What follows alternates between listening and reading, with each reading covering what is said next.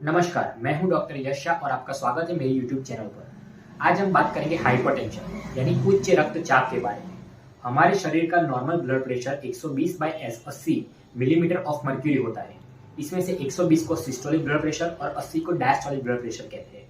अब हमारे मन में सवाल ये उठता है कि ये सिस्टोलिक और डायस्टोलिक ब्लड प्रेशर है क्या? जब हमारा हार्ट संकुचित होता है तब ब्लड धमनियों में पंप होता है। उस समय ब्लड प्रेशर ज्यादा होता है, उसे सिस्टोलिक ब्लड प्रेशर कहते हैं।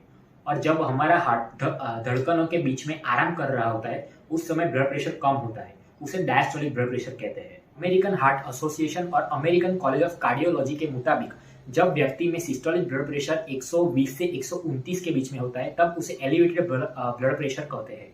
जबकि जब सिस्टोलिक ब्लड प्रेशर 130 से 139 के बीच और डायस्टोलिक ब्लड प्रेशर 80 से 89 के बीच में होता है तब उसे स्टेज 1 हाइपरटेंशन कहते हैं। जब सिस्टोलिक ब्लड प्रेशर 140 से ज्यादा और डायस्टोलिक ब्लड प्रेशर 90 से ज्यादा होता है तब उसे स्टेज 2 हाइपरटेंशन कहते हैं। तो अभी हम यह जानते हैं कि हाइपरटेंशन में हमें क्या सिम्टम्स देखने को मिलते हैं। तो हाइपरटेंशन में हमारे शरीर में सुबह सुबह सर दर्द होना, विजन में चेंजेस, सांस लेने में दिक्कत होना, वॉमिटिंग जैसे कई सिम्टम्स देखने को मिलते हैं। अब हम यह समझते हैं कि ऐसे कौन से रिस्क फैक्टर्स है जिससे हाइपरटेंशन होने की संभावनाएं बढ़ती है। ऐसे रिस्क फैक्टर्स मुख्य रूप से दो प्रकार के होते हैं, नॉन मॉडिफाइबल रिस्क फैक्टर और मॉडिफाइबल रिस्क फैक्टर। इनमें से पहला प्रकार है नॉन मॉडिफाइबल रिस्क फैक्टर, यानी जिसे हम रोक नहीं सकते। उसमें से सबसे पहले है उम्र। जैसे जैसे उम्र बढ़ती है वैसे वैसे हाइपरटेंशन का रिस्क बढ़ने लगता है। दूसरा है जेंडर। यह देखा गया है कि स्त्रियों की तुलना में पुरुषों में हाइपरटेंशन होने का रिस्क बढ़ता है, लेकिन मेनोपॉज के बाद स्त्रियों में भी हाइपरटेंशन होने का रिस्क बढ़ता है।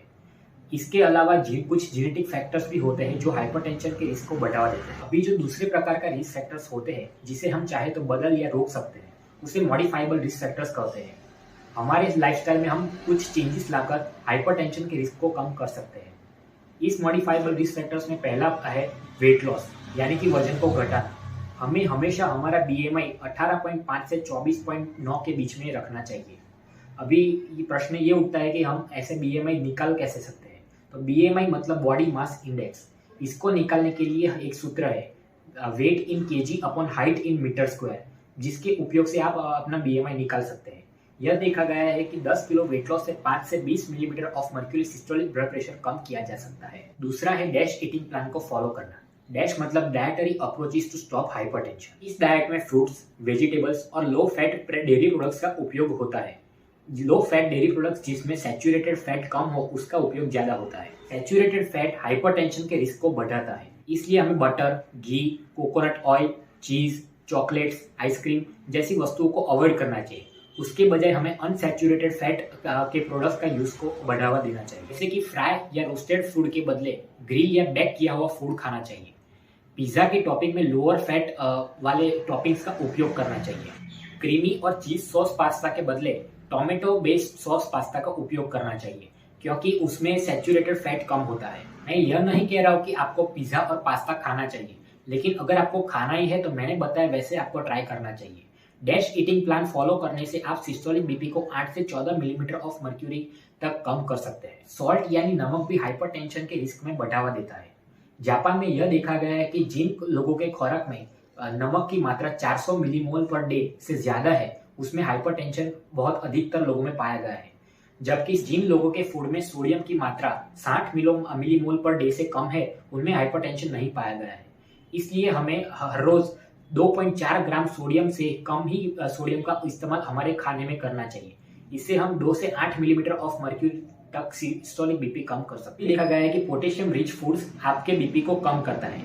उसमें अंगूर और मौसमी बहुत ही लाभदायक है। हाइपरटेंशन के रिस्क को कम करने के लिए वीक में कम से कम 5 दिन 30 मिनट या उससे ज्यादा एरोबिक एक्सरसाइज करनी चाहिए। उससे 4 से 9 मिलीमीटर ऑफ मर्क्यूरी तक आपके सिस्टोलिक बीपी कम किया जा सकता है। अल्कोहल यानी शराब को आपको अवॉइड करना चाहिए, जबकि आपको अपने काम करने के घंटे तय कर लेने चाहिए।